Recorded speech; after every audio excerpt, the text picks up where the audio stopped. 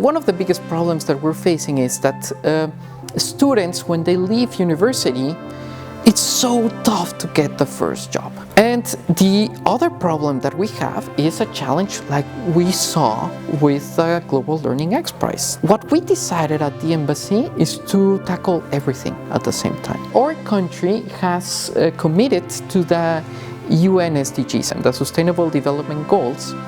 There's a really big gap in research and entrepreneurship.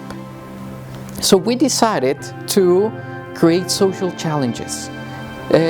We introduced at the embassy what are the problems that our country is facing right now, and we try to align them to the SDGs. I invite you to take a look at the SDGs, maybe take a look at the social difficulties in your home countries or in Germany, apply to the global competitions, and if you need any help, just reach out to us and I can pinpoint you to the right scientists in Germany.